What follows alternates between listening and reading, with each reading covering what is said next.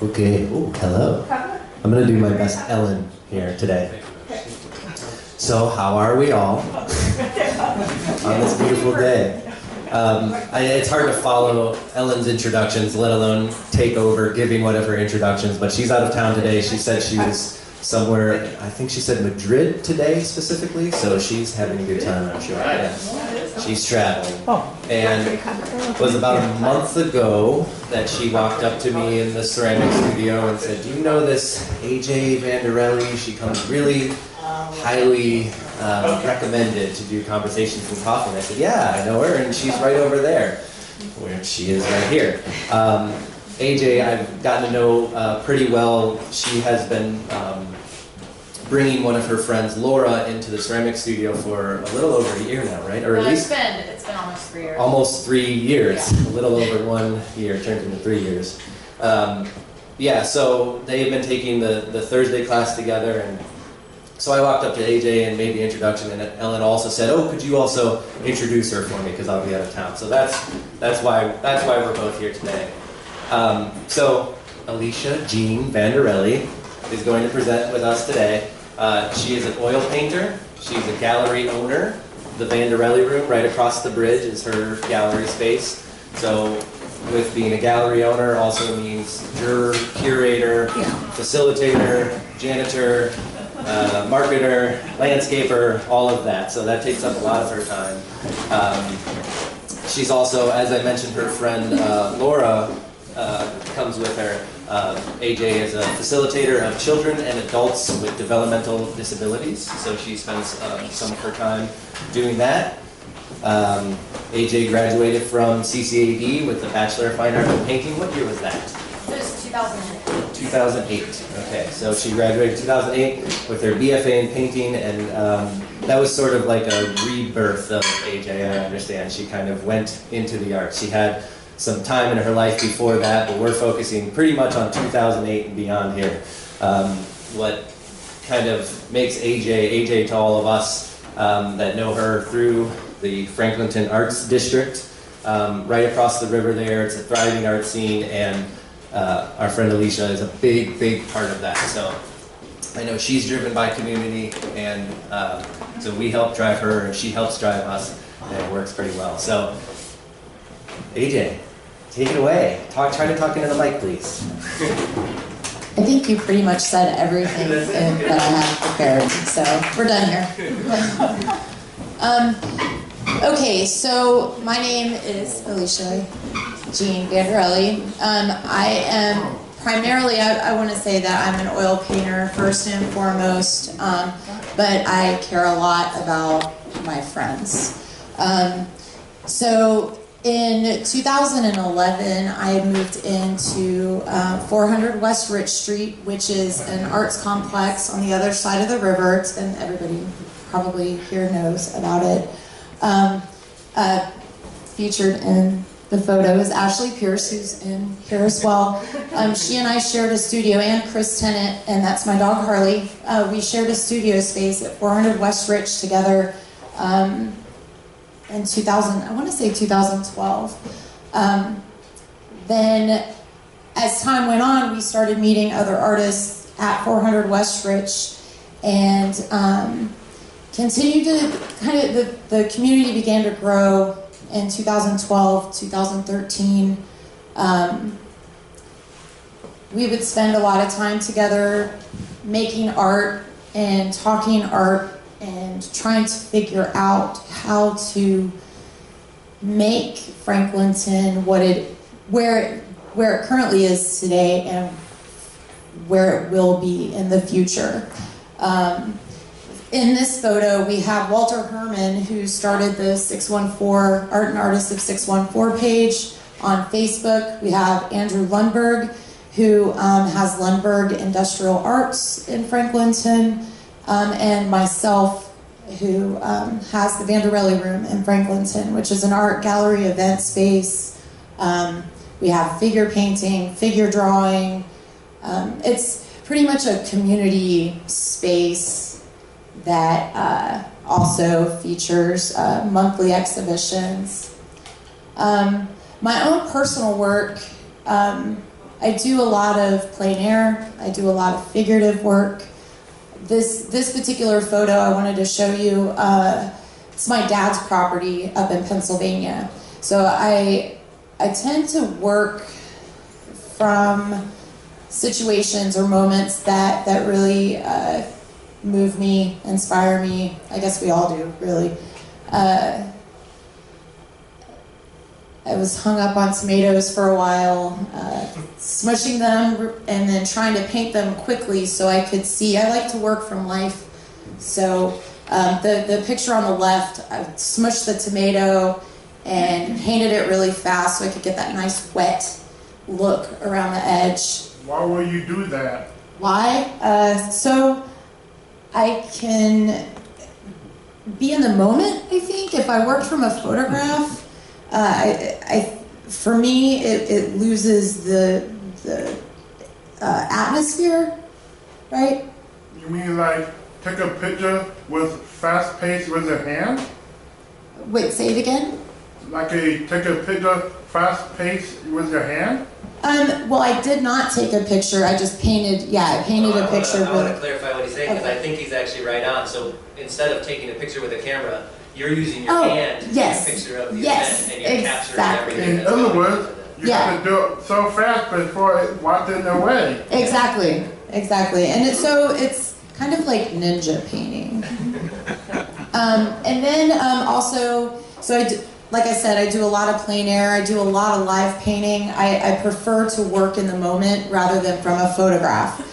This particular photo of myself in the piece was during the Mid-Ohio Speedway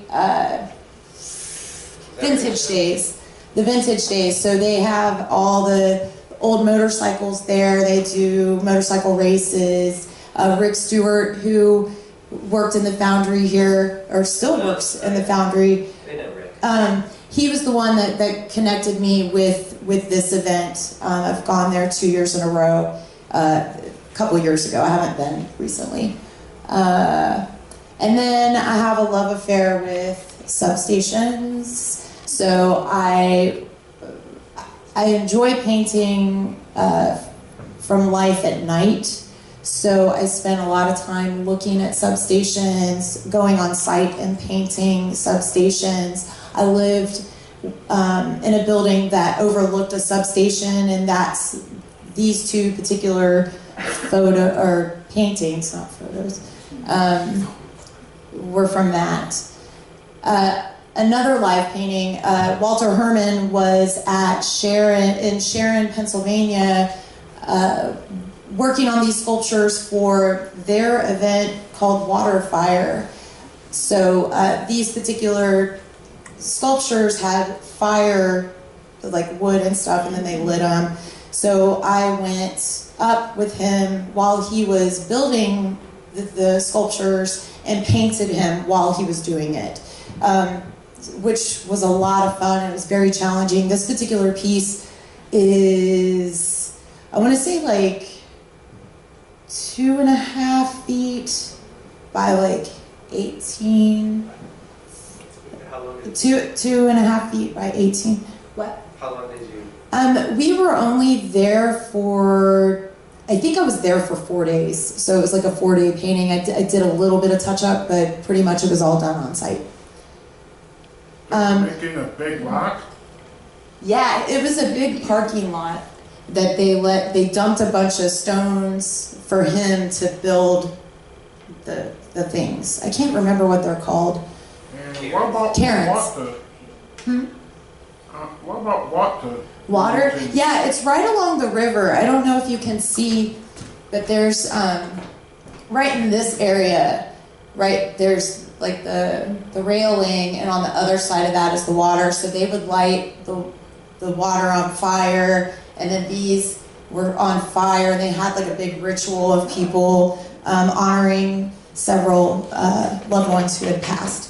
So that is... Do you have a picture of it finished? Of his actual sculptures? No, his Facebook page, I'm pretty sure, has that. This painting for me was finished. Yeah. So you took 4 days to make this painting. Correct. But it's a, and going back to what you were just talking about, not painting from pictures, this like might have been easier to paint from a picture because there's a still figure in there. So did you sit in the same place every day and paint? I did.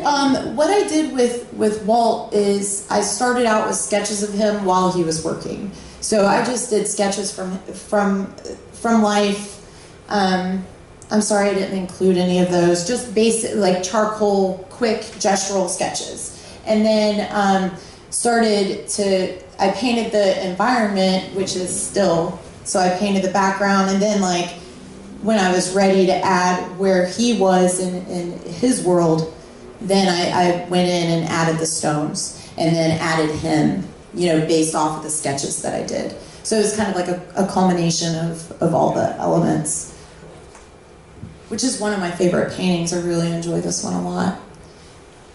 Okay, so the gallery, so this is the gallery. This is the Vanderelli room. When in 2014, in May of 2014, I got the gallery. In October of 2014, so this is what it looked like when I got it. It was carpeted, it was stinky, lots of dogs, orange and blue. It originally was a church. It was built as a church. It has pitched ceilings, and then it was utilized as living space for about 5 years. And then I moved into the space because I wanted to live there, and it was close to my studio at 400 West Rich.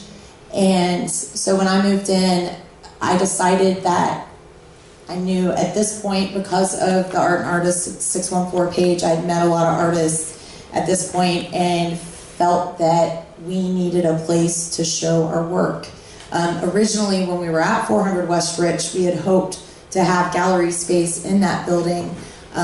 There is gallery space in the building, but at the time, we didn't have it. So I wanted a space, and it's like 3,000 square feet, like the whole building is. This particular portion of the gallery is about 2,000 square feet at the time, but then I added some walls, so it's just under 2,000. So then my first exhibition that I put together was The Dream and the Dreamer, and there's a description there. I can read it if you want, or you can read it yourself. Talk about it. Read it. So I put out a call, an invitation to artists that I felt would best represent this vision of who we are as creatives. And for me, and it's still very applicable to the things that I'm doing today. Help me, I just lost my train of thought. The message in general about that. Yeah, so the message is that we are the ones that record what's going on in the world. And why am I having a tough time with this one, Eric? You're the ones that record it, but you're also the ones that make it. The message is that you're living this dream, and the dream is reality, right? Correct. Thank you. Is that right? I mean, I could read it off of it. I mean, that's it. I wrote it, so well, I didn't want to read it. I'll say candidly that when I saw this description come through for the first show, my initial reaction was like, wow, because it's not easy and straightforward to grasp. It's a much bigger concept, and it really kind of showed me a bit of who you are to come up with this description. And even the Eckhart Tolle, the quote at the very bottom, when we are awake within the dream, the ego-created earth drama comes to an end, and a more benign and wondrous dream arises. Even that's a pretty straightforward quote, but it's hard to grasp because it can mean so many different things. So yes, which he's sort of a spiritual leader. Yeah, he's almost like a motivative speaker, but yeah, kind of spiritually connected. And if you think about the creative spirit, we all approach creativity and society from different angles, different life experiences, and what affects you and motivates you as a creative isn't necessarily the exact same word or moment that motivates your neighbor. It's bigger than that, and we're all affected, and we all react in different ways. So it's kind of a welcoming, like, come on, bring it. I wanna see it. I wanna feel how you're feeling living in this world. Excuse me. Yes, sir. Kind of that was a nice picture about the dream and the dreamer, but it kind of feels like it got a storybook. Like, it looks like a storybook? Yeah. A little bit, yeah. I didn't paint, this was just the, this isn't my art. This is another friend's art that did the flyer for the event. So I'm just gonna go through and show some of the events that the gallery does, even though it's not necessarily my artwork, but I'm the curator of the gallery. So over the last couple years, I've worked less on my own personal oil paintings and have worked more in the curation and planning of the gallery. So that's kind of where my creativity has been shoved. So this is what the gallery looked like in the beginning. I was thinking this was the Dream and Dreamer, but I don't think it is. I think that I took the wrong photo. I feel like this was a different one. Okay, so back when Eric introduced me, he talked about some of the other work that I do, which is facilitation for adults and children with developmental disabilities. This exhibition, Henry Hess was the third exhibition I had at the gallery. He was the first solo show I had at the gallery. The child was 14 years old. I met Henry at 400 West Rich. I met his parents, and they really wanted me to work with him. However, I had a different client at the time, and so I couldn't because I love her. And however, I did need a solo exhibition in the gallery, and Henry was the only person that I knew that could pull it off because of the volume of work. This child makes art constantly. So I reached out to them, offered him a spot in the gallery in January, and he came into the space. I invited him into the space the end of December. He had 2 weeks to work in the gallery, clean slate. He could do anything he wanted. He could write on the walls. He could do whatever he wanted to do. So the little guy on the left, that's shows his work. He thinks three-dimensionally. He's a very bright kid. The center photo is me suspending all of his little men from the ceiling, so you could really grasp the amount of work that he has. He built a car from Chitty Chitty Bang Bang, the car boat. He's very influenced by musicals, Chitty Chitty Bang Bang, Mary Poppins. Yeah, so that's not the finished product, but that's, something that I wanted to show with the gallery is that it's a magical place that can be anything you want it to be as an artist. And then the other wonderful person that I work with, this is Laura. She's been attending classes here at the Cultural Arts Center for several years now. She loves it. We're not here this semester because her mom forgot to enroll her. So, so Laura is a very special friend of mine. She really loves making art, and I love making art with her. Another show that we had was Saturday Morning Somewhere. This was a piece, I wanted to show you the fine art that could come out of something as crazy as Saturday morning cartoons.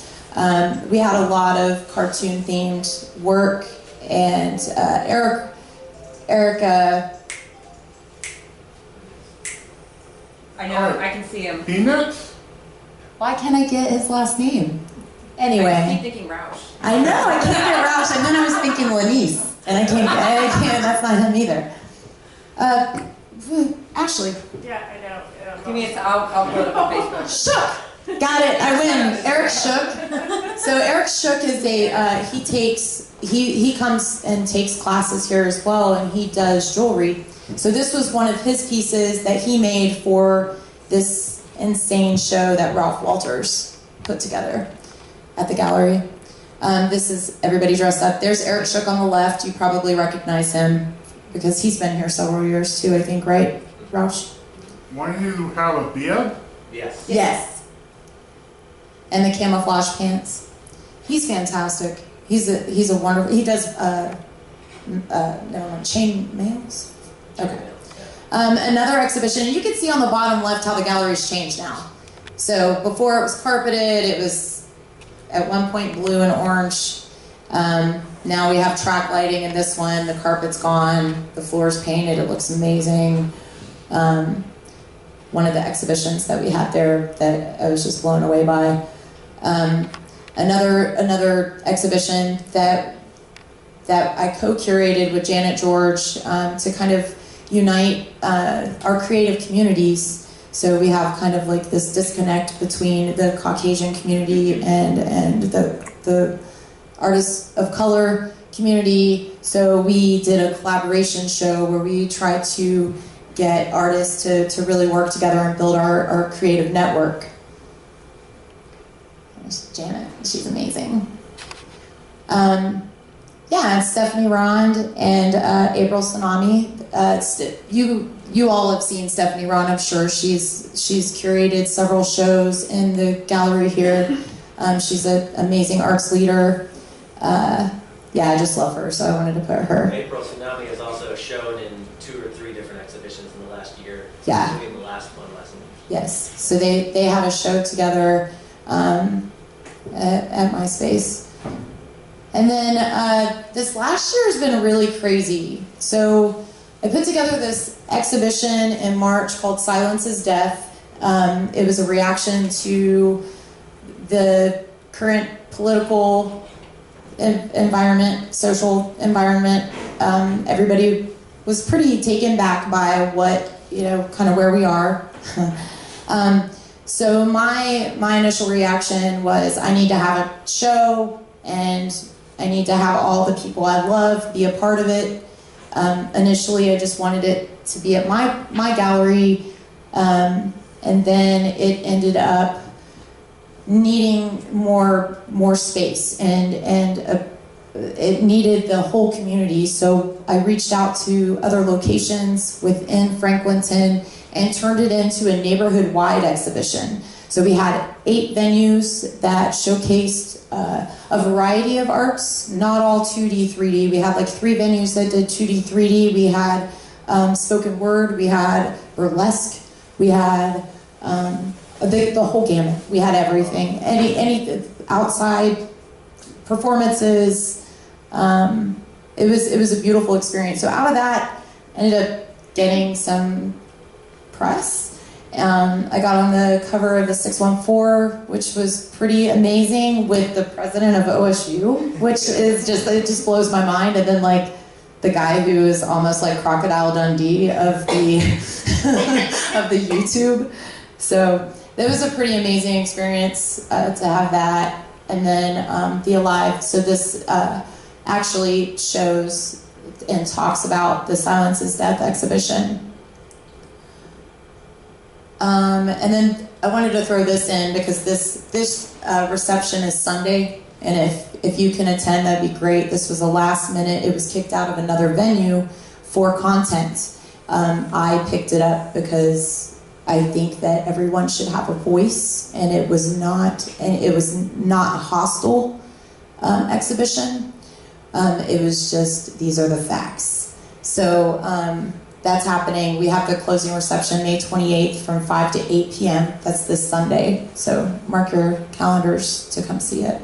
And now we're back to my own work. So over the last year, I've gone through a lot of changes the last 2 years. And I would say finding the time to work has been a challenge on my own painting. These particular pieces, the one on the right took 200 hours. Again, I work from life, I don't work from photos, so I stand in front of a mirror and make the facial expression, go to canvas and paint, go back, make the facial expression, go back and paint, and like try to like memorize, you know, what's going on there. I wanted to look like a man. Kinda, yeah, a little bit. Yeah, so those, trying to, I think, manage the time factor and how long it takes to really execute a traditional oil painting takes me a very long time. And this year I want to have my own work in July. So how do I pull it off when I'm, you know, doing the gallery and facilitating and doing all these other things? And I very much enjoy the moments that I spend with my friends, the people that influence me creatively. And so I do a lot of live painting. And so I decided to loosen up a little bit and do 2-hour paintings. So my max is 2 hours. I will spend 2 hours on a painting. The one on the left was about 20 minutes. The one on the right was about 2 hours, I would say, for that one. So this is my current work. This is within the last several months. And it shows the painting on the bottom, right? I was painting a friend who was painting the graffiti. And then now here we are with my actual focus is to do these portraits of people that I very much care about in 2 hours or less. And I spend time with them one-on-one, talking, absorbing. I don't have them pose. They don't pose. We're in a dialogue. We're drinking coffee, hanging out, sharing a moment, and I'm painting while we're doing it. That's very important to me to just absorb it as much as I can because I don't have a lot of time to spend with Ashley. And so taking her away from her life and me away from the other things that I do and sit with her for 2 hours straight and really get her, you know, is very precious. How large are they? Those are 18 by 24. 24 by 18. And so all of these are. And I've done so far, I don't have all of them included. These are the only 4 I decided to include. I have about 9 or 10 of them at this point, and I'm in full force. So I'm rocking them out at least 2 a week. It's a very loose, real thick oil paint. I typically use, the oil paints that I typically use are Old Holland. They're very expensive. And I use those for the glazing, like the real, like those 200-hour paintings, because they're just wonderful, and you can feel the pigment in them, and they're, you know, these particular paintings I'm using like Utrecht brand or Dick Blick brand, and I'm just laying it on really thick and loose. I want to stay loose. I don't want to like get hung up on the details. I want to capture more of the environment, the atmosphere, and the emotion rather than trying to make it perfect. Are the backgrounds imaginary? The background actually is a mural that's painted on the Vanderelli room. And I'm taking liberties with it. I'm using it as kind of like a base point. I want to have home in all of them. There's that little home. This particular, the one of Ashley on the right, that's a separate mural. That's a mural that I painted over at Rehab, which is a pub in the neighborhood. And then the space scene, that's behind our building, behind my building. So these I'm having a lot of fun with. I'm using recycled panels and cut them. I I cut 1,000,000 of them at 18 by 24 and am just going for it, just diving in. Who's the one on the left? That is my friend John Gurney, who, it's really fun because I get to learn new things about people that I've known for a little while, but haven't really, you know, I mean, you meet people and you're like, I really love you, Eric, but I'm sure there's so many things I don't know about you, even though I've known you for a while. So like John was like, he was an airplane mechanic, and it just led like this colorful life. So it was a lot of fun to sit with him and experience, you know, those stories. How much of that are you going to share in the exhibition? I plan on having a you know, like a description of the piece, trying to write on the back of the piece, you know, like key points of the conversation. But you know, I only have like 2 months, but as it evolves, who knows? You know, I mean, as creatives, we start out with like one thing and get derailed and end up somewhere else with it. Yeah, so that's pretty much, that's the end of it. Yeah, as far as Who are those two? the one on the left is this woman, Misty Temple, who is a tattooist, and she lives in the neighborhood. She's such a vibrant spirit, very positive person. Doesn't have anything negative to say about anybody, which I adore her for that. And if you're ever having a bad day, she's just so kind and welcoming, and just, it's okay, man. You know, like we all have those. So she's just like a really sweet person. And then the person on the right is Henry Hess, who's the artist that I work with. And yeah, who he does not say very much, but he says a lot. Did you get 2 hours with them? No, I didn't, and unfortunately it wasn't one session. I had to do 2 separate sessions. But the second time, I asked him if he could please sit and work so I could paint him, and he did. He sat in a spot that you know, which was great, which was amazing, yeah. How long you make the paint? How long have I what?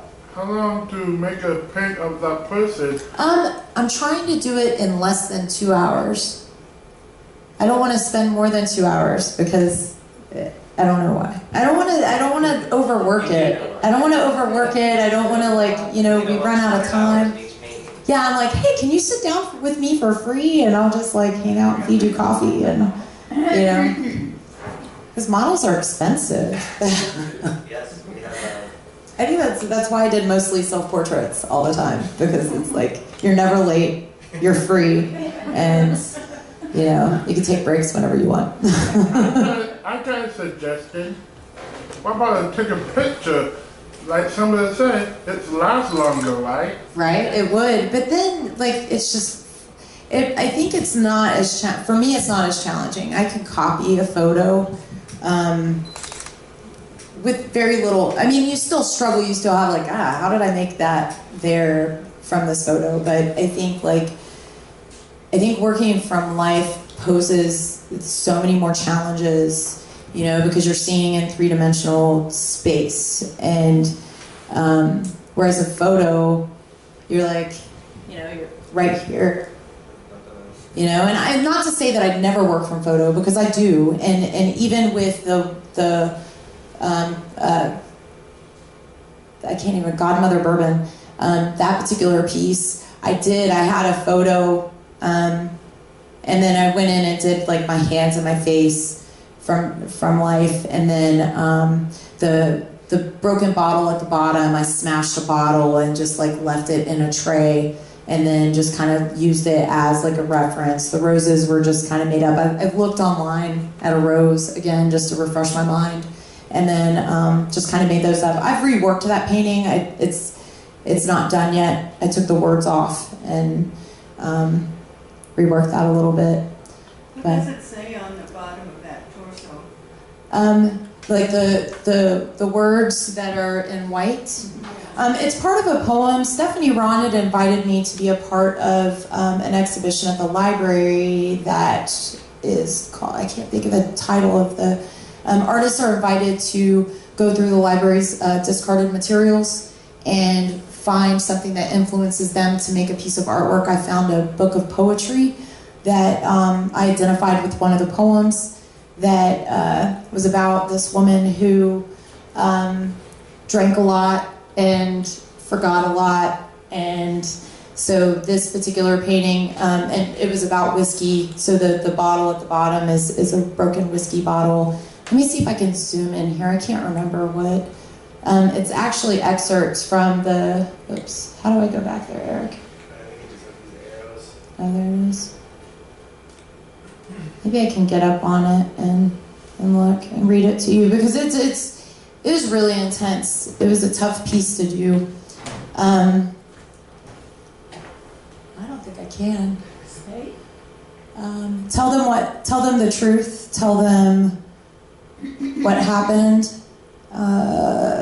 Something happening. Lying. Tell. Understand. Help. Stuff. Yeah. Yeah, I can't tell what it. It's hard because the screen is textured. Tell the truth. Tell us. Understanding. Yeah, I can't read it. I'm sorry. I should have. If maybe you can pull up your Facebook page artwork and just kind of click through those. Does anybody have any questions? Because I think we've gotten through the bulk of the presentation. Well, I have a comment. Any comments? Yes. The roses being the colors they are, does that draw on melancholy sources? I mean, was there a symbol behind the symbolism? Yes. I feel blue. I tend to use a lot of blue in my work. I found this in the Old Holland paint. They make a Old Holland blue that I'm very much attracted to. And my friends joke and call it Vanderelli blue because I use it in flipping everything. So yeah, there's an ominous kind of quality to it, a haunting, a yearning. Yeah. Well, I do also like the detail in it. It has an almost photographic quality of detail. Thank you. Mm-hmm. Thank you. And Miss, Yes, sir. you said you can remove those words of your painting. I'm just wondering, how do you do that? Well, when I made the piece, I was concerned. I initially wasn't going to add the text, but I was concerned because it was a public space and it was a nude piece. I didn't want to offend anybody in the main library, so I felt that it was probably good to use censor bars. And so they were kind of like censor bars. I glued them on, and so when the show was over, I peeled them off and went in and started reworking the areas. Let's see. So this is on Facebook, some of the other stuff. So again, working from life, I have this turkey sandwich. Somebody wanted a painting of something, and then I decided to do a turkey sandwich. And it was on this crazy panel. That's the beginning of it. I wonder if, yeah, so there's the turkey sandwich that I did. And my dog again, she's everywhere. I'm watching you. Yeah, she is very much. She does. So did a lot of stuff with circuit boards.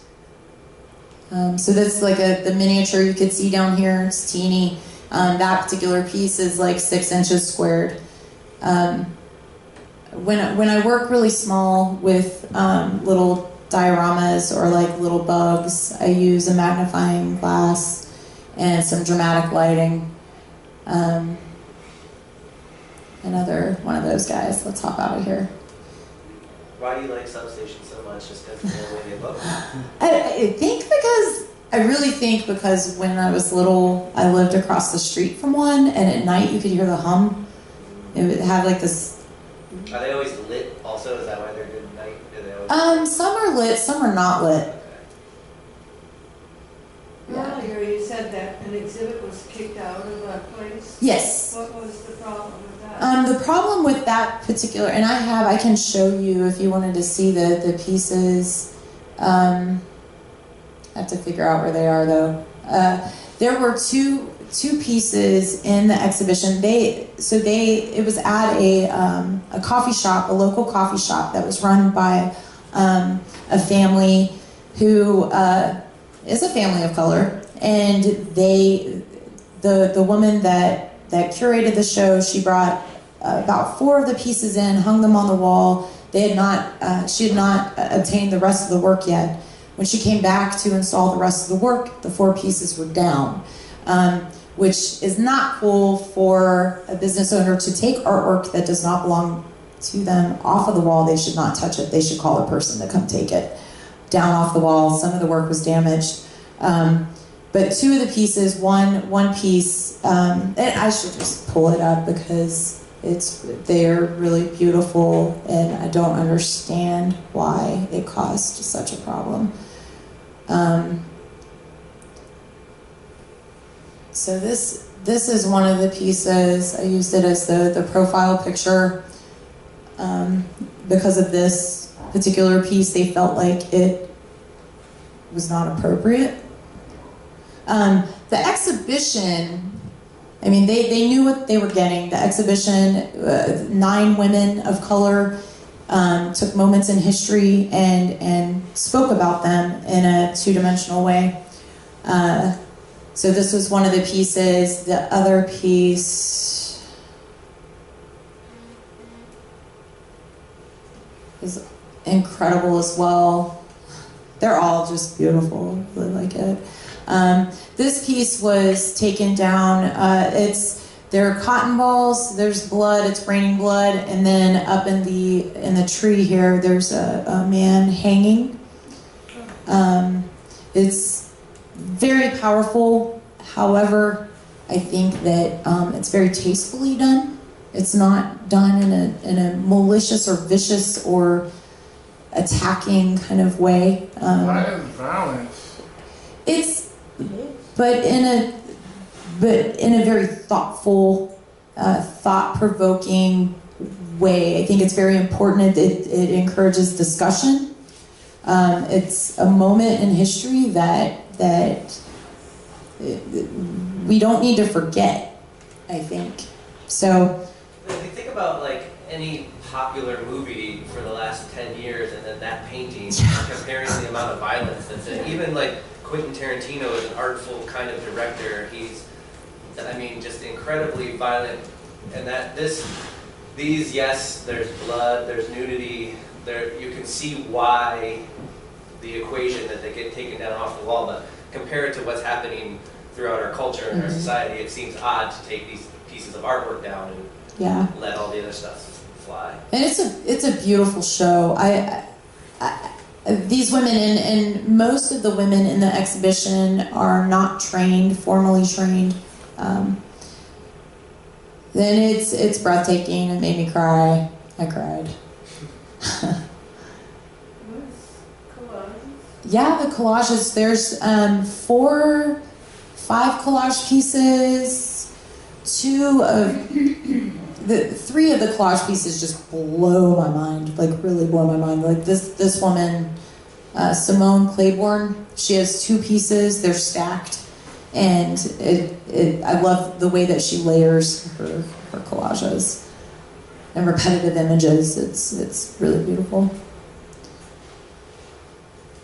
I just wanted to ask, the one that you just cast from, that mouth in the middle, is it my imagination or does it give anybody the impression of motion?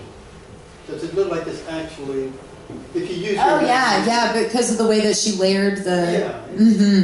Yeah. It gives me an impression of motion. Absolutely. I mean, and then does it say unite? So it's coming out of the mouth. And it kills me too. She thought that these were terrible. I'm like, are you kidding me? They're amazing. Yeah. Every artist thinks their own work is terrible. I know. What's wrong with us? Well, if we thought that they were amazing, we wouldn't continue to go, I think. Yeah, so that's the show that's happening. The reception is this Sunday. What shows are coming up that you're excited about? I have David Butler. I'm excited about that exhibition. Here, I'll pull those up. I think I'm a little bit behind on updating events here. So we have David Butler, who is a curator over Pizzuti. Here's the description here. Essentially, where is it? Ah. Yeah. So his work is inspired by pulp fiction novels from the 50s to the 70s.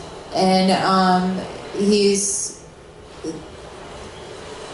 approaching it from a different viewpoint of how society views women of color. So that's going to be a really good show. Large pieces, just beautiful, beautiful work. The Arts Festival. Yeah, during the Arts Festival, it doesn't come all the way down to the gallery, so we're not a part of Arts Fest. This year we're having some live music though, and we'll have like jazz, we'll have salsa music, we have an opera singer. We have, it's going to be a whole day of music. Artist Wrestling League is going to perform. Yeah, so that's happening. July is going to be me. I'm going to have also during that month, we're going to have an adult-themed puppet show and a peep show. And trying to think of what else. Yeah, it's full. See all the fun you can have when you have your own galleries? I know, you can do whatever you want. That's really what I love about the space is that, I have how do you say Jen Rabolski's last name? Rabolski. She's doing a show in September in the gallery, and she's turning it into kind of like a storybook. So I'm really excited, like your journey as you go through, you'll have like interactive elements hopefully and Yeah, and I can show off because she's taking my Tuesday night class and she's making these ceramic fish that are going to be part of this installation. She's going to have hundreds of them, so that one will be really Yeah. So that's one that I'm really excited about. I love when somebody approaches with like a crazy vision and they're like, "Can I?" Yes. So you don't even have to get it out of your mouth. Yes, absolutely, because I want it to be different. I live there, so every morning when I wake up, I want a new environment, and that's what I love. So. Cool. Any more questions to wrap it up, or No. more comments? Or? All right. Well, thank you. Sweet. I do have one question. Okay.